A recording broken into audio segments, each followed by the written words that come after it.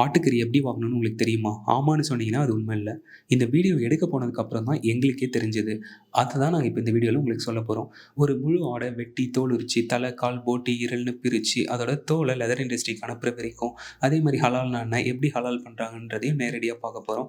அதே மாரி ஆட்டு தலையில வந்து புழு இருக்குன்னு சொல்றாங்க. அதே மாரி ஆட்டு ஈரல்ல வந்து தண்ணி பிடிச்சு பெருசாக்குறாங்கன்னு சொல்றாங்க. இது மாரி ஆட்டுக்கறி பத்திய எல்லா முழுமையான தகவல்களையும், ஆட்டுக்கறில எது சுவையா இருக்கும், எப்படி வாங்கணுன்றதையும் இந்த வீடியோல முழுசா நீங்க தெரிஞ்சுக்க போறீங்க. வாங்க வீடியோக்குள்ள போலாம்.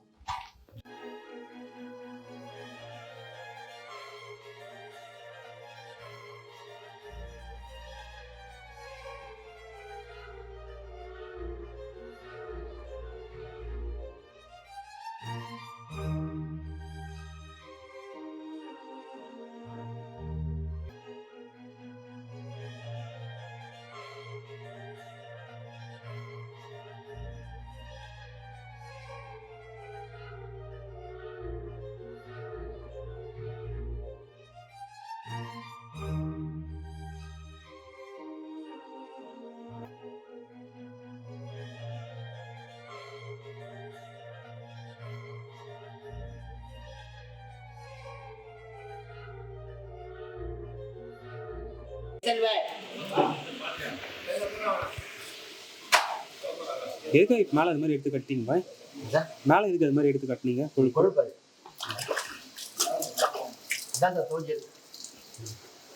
தோஞ்சிருக்காங்க. அசல் கம்ப்ளைண்ட் சாப்பிட்றது, பேஜானா சாப்பிட்றது, சீடு பேஜானா சாப்பிட்றது, கொழுப்பு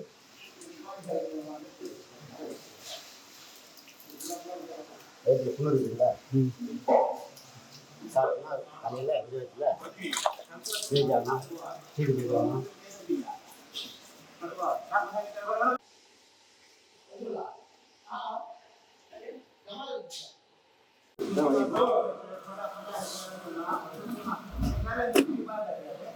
அது என்னது பாய் இப்போ எடுத்தது?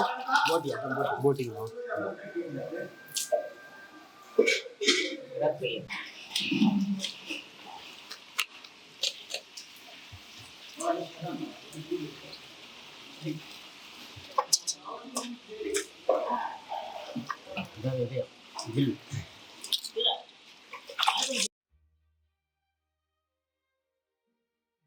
இந்த ஆட்டோட தோலை முழுசா உரிச்சு எடுக்கிறத இப்போ நீங்க பார்த்தீங்க.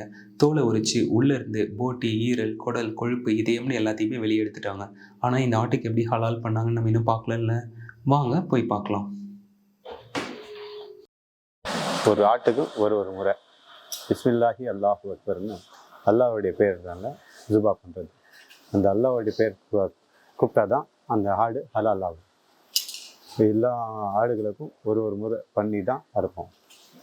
அதுதான் நீங்கள் நபிகள் நாயகம் ஸல்லல்லாஹு அலைஹி வஸல்லம் வந்து நம்மளுக்கு கூறினது. அந்த வழியை நம்ம பின்பற்றுறோம். கத்தி இப்படி வச்சுட்டு கயிற்றுல பிஸ்மில்லாஹி அல்லாஹு அக்பர், இந்த ஃபுல் கத்தி வந்து இவ்வளோ நீட்டாக வரணும், ஒரு ஹேண்ட் வரைக்கும் வரணும். கத்தினா சும்மா சின்னது கத்தி இருந்தால் அறுக்கக்கூடாது. அதுக்கு ஒரு வழிமுறை இருக்குது. அந்த வழிமுறை என்னன்னா, ஒரு ஹேண்ட் வரைக்கும் இருக்கணும் கத்தி. அந்த கத்தி வந்து ஃபுல் கத்தி போய் ஒரு ஹாஃப் கத்தி வரணும். அதுதான் வழிமுறை. அது என்ன, பிஸ்மில்லாஹி அல்லாஹு அக்பர், அதெல்லாம் இந்த மாதிரி வரணும். அதுதான் செய்யும் முறையும். அந்த ஆட்டுக்கும் எதுவும் துன்புறுத்துற மாதிரி இருக்கக்கூடாது. அது உயிர் போகிறதுக்கு தெரியவே கூடாது. அந்த மாதிரியா இருக்கணும். ஃபாஸ்ட்டாக கூட இருக்கணும். அதுக்கு வலிக்காம கூட பார்த்துக்கணும். ஒரு செகண்டில் அறுத்து விட்டுறணும். அப்போ தான் வந்து அதுக்கு என்ன நடந்ததுன்னு தெரியாது. அந்த மாதிரி குயிக்காக இருக்கணும். ஹலால் எப்படி பண்றாங்கன்னு பார்த்தீங்க. இப்போ பாரம்பரியமான முறையில் ஆட்டு தலையையும் காலையும் சமைக்கிறதுக்கு முன்னாடி எப்படி சுத்தப்படுத்துறாங்கன்னு தான் பார்க்க போகிறோம். தண்ணியை கொதிக்க வச்சு அதில் தலையும் காலையும் போட்டு அது மேலே இருக்க முடியை நீக்குவாங்க. இந்த முறையில் வந்து பாதி முடி தான் வந்து நீக்க முடியும். அந்த ஹேர்லாம் ஃபுல்லாக கம்ப்ளீட்டாக ரிமூவ் ஆகிருக்காது. இந்த மாதிரி சுச்சுவேஷனில் என்ன பண்ணுவாங்கன்னு பார்த்தீங்கன்னா, நெருப்பு தீ அதிகமாக மூட்டி அதில் அந்த தலையும் காலையும் சுட்டு எரிப்பாங்க. அப்படி சுடும்போது பார்த்தீங்கன்னா, அது மேலே இருக்க முடி அந்த ரோமங்கள்லாம் வந்து முழுமையாக போயிடும். அதுக்கப்புறம் நம்ம அதை சமைக்கும்போது நமக்கு எந்த ஒரு பாதிப்பையும் ஏற்படுத்தாது. ஆட்டு தலையையும் காலையும் சுடு தண்ணியில் போட்டோம் நெருப்பில் தீச்சு சுத்தப்படுத்துறதை பற்றி மட்டும் நாம் இப்போ சொல்ல போகிறது இல்லை. ஆட்டு தலைக்கறி வாங்கி அதை வெட்டி சுத்தப்படுத்தும் போது நிறைய பேர் பார்த்துருப்பீங்க, அது தலையிலையோ இல்லை மூளைக்கு பக்கத்துலேயோ புழுக்கள் இருக்கும். அதை பற்றி நம்ம கறி கடைக்காரர்கிட்ட கேட்டால் அதை தூக்கி போட்டு கறியை மட்டும் நமக்கு வெட்டி கொடுத்துருவாரு. கேட்டால் அது ஒன்றும் இல்லை, ஒரு சில ஆடுகளோட தலையில் வந்து இது மாதிரி புழுக்கள் இருக்கும், அந்த மண்டை புழுக்கள், அது ஒன்றும் பிரச்சனை இல்லை, நம்ம சாப்பிட்லான்னு சொல்லுவார். அந்த புழுக்களை பற்றி உங்கள் யாருக்குன்னா தெரியுமா? அது எப்படி ஆட்டோட தலைக்குள்ளே வந்துச்சுன்னு தெரியுமா? அதை பற்றி தான் நம்ம இப்போ ஒரு குட்டி கதை பார்க்க போகிறோம். சொல்லலாமா? ஈஸ்டர் சோவிஸ், மூக்குப்பூச்சி இப்படிலாம் சொல்கிற ஒரு வித ஈக்களால் தான் ஆடுகளுக்கு இந்த மண்டை புழு தாக்கம் ஏற்படுது. இந்த முதிர்ச்சி அடைந்த பெண் பூச்சிகள் வந்து என்ன பண்ணுவாங்கன்னு பார்த்தீங்கன்னா, முதல் பருவ இளம் புழுக்களை ஆடுகளோட மூக்கில் இட்டு செல்லும். அப்படின்னா ஆடுகளோட மூக்கில் குட்டி போட்டு போகிற மாதிரி வச்சுக்கோங்களேன். உதாரணமாக இந்த புழுக்கள் வந்து என்ன பண்ணுன்னு பார்த்தீங்கன்னா, ஊர்ந்து மண்டையோட மேல் பகுதி வரைக்கும் போகும். அப்போ ஆடுகளுக்கு ஒரு மாதிரி உறுத்தலை ஏற்படுத்தும். நம்ம மூக்கில் சின்னதாக ஈயோ கொசுவோ போனால் நம்ம என்னென்ன பண்ணுறோம் அதே தான் ஆடும் பண்ணும். தும்மும், தலையாட்டம், சரியாக சாப்பிடாது, மூக்கிலலாம் சளி வர ஆரம்பிச்சிடும். உள்ளே போன புழு வந்து 2ஆம் 3ஆம் பருவ புழுவாக வளர ஆரம்பிக்கும்.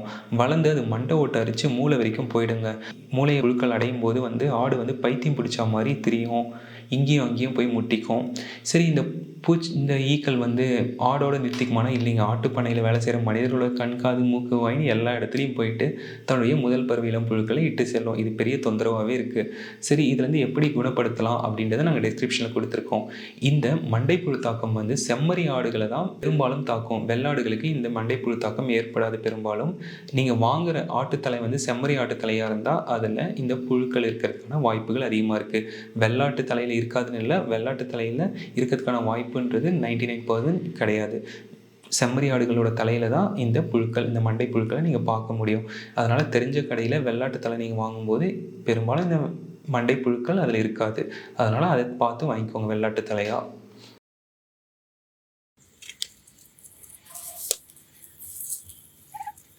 எதுக்குமா கம்பியில் சூடு வைக்கிறீங்க? இந்த மயிருக்கு இல்லை, அதெல்லாம் போகிறத க்ளீன் பண்ண. அப்படியே நெருப்பில் தீச்சா போவாதா? ஐயோ போகாது. நான் வயிற்றுக்கு தின்றது இல்லை, நெருப்பில் போட்டால் கூட எண்ணெய் வந்துடாதுங்க. கம்மியாக ஒரு கம்மி 100 ரூபாய் கொடுத்து வாங்கினாரா ஒரு சட்டம். இது ஒரே ஒன்று 100 ரூபாய். அது வச்சே தான் நல்லா பவராக இருக்கும் பார்க்கறதுக்கு.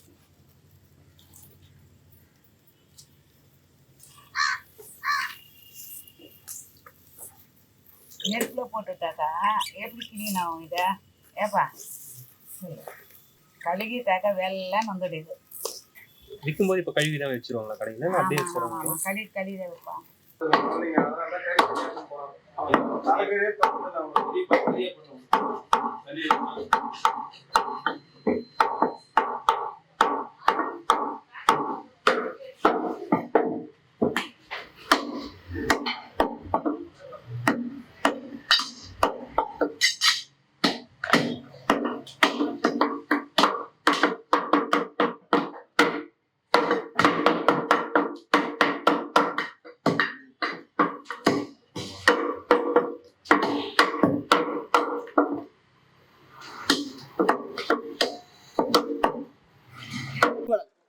இது மொத்தம் சாணி வந்து இப்படி ரவுண்டா சுத்தி பாருங்க.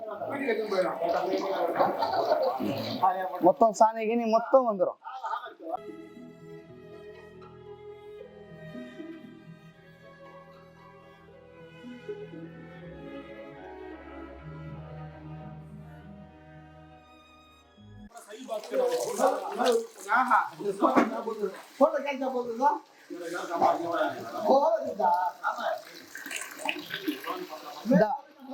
மேல் தோலில்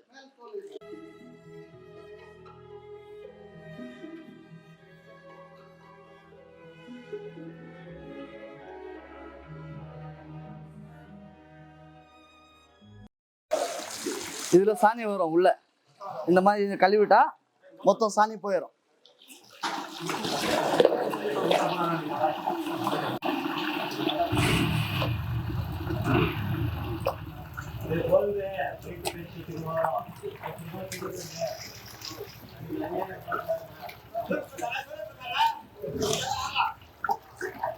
இது காலில் கூட கழுவுறாங்க.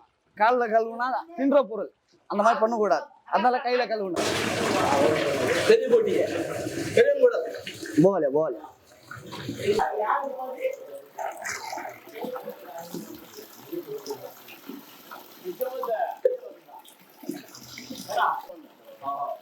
இந்த மாதிரி கழுவிட்டு தண்ணி கட்டிடணும்.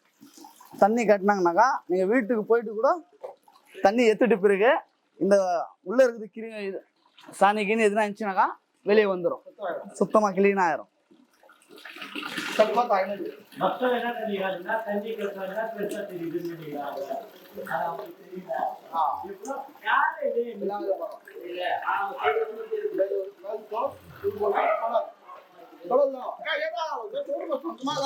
இதுல வந்து பெரியங்கோடல் இருக்கும், சிறுங்கோடல் இருக்கும். உள்ள மேல வந்து தோல், அப்படி ஜீரண பை எல்லாம் இருக்கும். அதுல முழு போட்டி இது.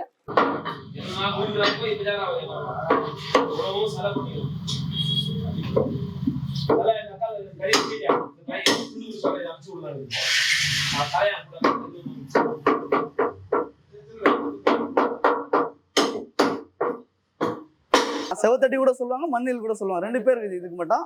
இது வந்து கல்லீரல், இது நுரையீரல்.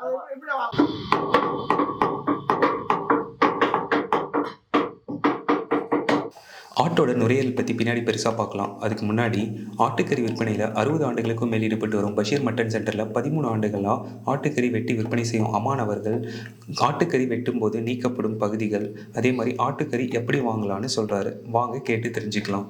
அது மட்டும் இல்லை, நிறைய பேருக்கு சந்தேகம் இருக்கும், வெள்ளாட்டுக்கறியா செம்மறி ஆட்டுக்கறியான்னு. அதே மாதிரி ஒரு ஆட்டுக்கு எவ்வளோ ரத்தம் இருக்கும், மற்ற பாடி பார்ட்ஸ், இதை பற்றிலாம் நம்ம அப்படியே தொடர்ந்தும் பார்க்கலாம்.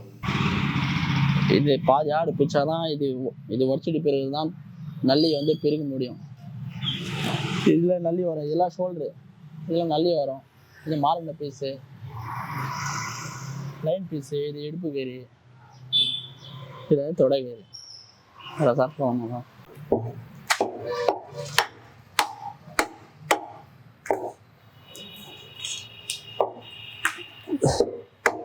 இது லைன் கறி, பிரியாணி அருமையாக இருக்கும். இது லைனே கழுத்து மாறணும். கறியிலே ஃபர்ஸ்ட் குவாலிட்டி கறியே மாறின கறி தான். தொடை கறியெல்லாம் எதுவுமே இல்லை, வெறும் சக்கை எல்லாம் வெடிக்க வேண்டியது இதுதான்.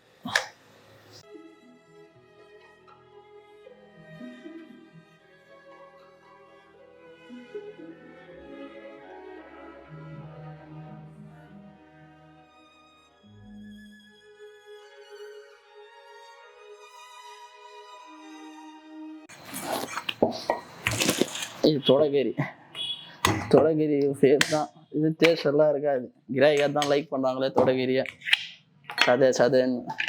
சதையில் போய் எதுவுமே இல்லை சார்.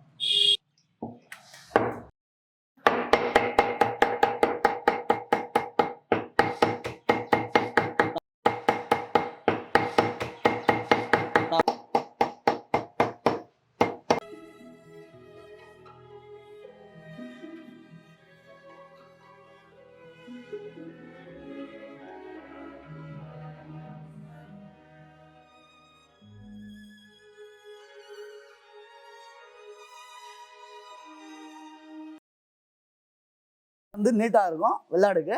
செம்மறி ஆடுன்னா சின்னதாக இருக்கும். இந்த மாதிரி ஒரு ஜான் இருக்கிறதுனா வெள்ளாடு தான்.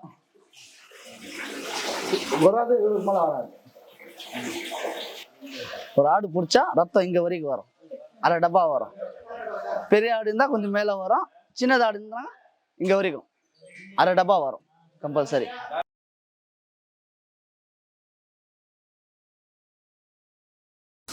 இந்த ரத்தம் வந்து கீழே விட்டுறணும், நம்மளுக்கு ஹராம். நம்ம வந்து நம்ம ரத்தமே கூட நம்ம இப்போ விரல் வெட்டிக்கிடுது, இப்படி வந்து வாய் வச்சு உரியக்கூடாது, அது கூட நமக்கு ஹராம் தான். அதனால எந்த ஆட்டு ரத்தமும் நம்ம சாப்பிடணும். எல்லாம் நரம்பு ஜவ்வு பறை எலும்பு அதெல்லாம் கிளீனாக எடுக்கணும். ஹார்ட், இது கிட்னி, இது வேற,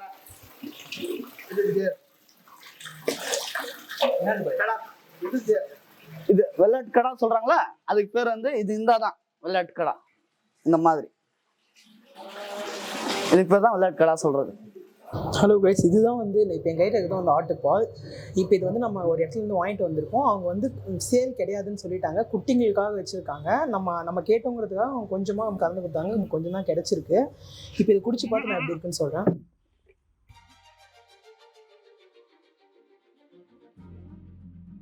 நல்லா இருக்கு கைஸ். இப்போ வந்து நீங்கள் கண்டிப்பாக குடிச்சு பார்த்தீங்கன்னா தெரியும், கவு மில்க்குக்கும் இதுக்கும், அதாவது மாட்டுப்பாலுக்கும் இதுக்கும் கண்டிப்பாக டிஃப்ரென்ஸ் தெரியும்.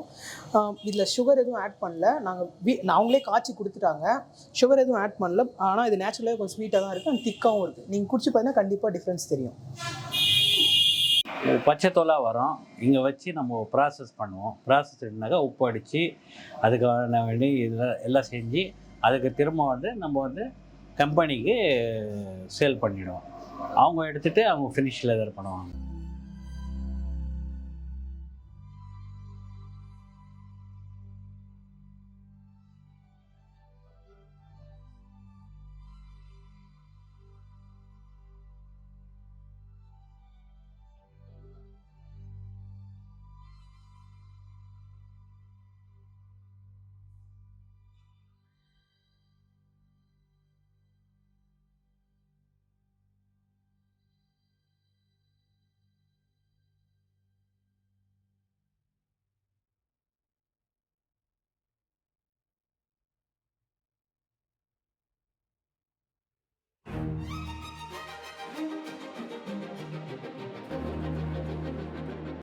இந்த தோலை எடுத்துன்னு போய் கம்பெனியில் எடுத்து தலைக்காலை அறுத்து தண்ணியில் ஊற வச்சு அதுக்கப்புறம் சுண்ணாம்பு சோடியம் எல்லாம் போட்டு ஃபினிஷிங் பண்ணி அப்படியே பிக்கல் பண்ணி அப்படியே லெதர் பண்ணிவிடுவாங்க.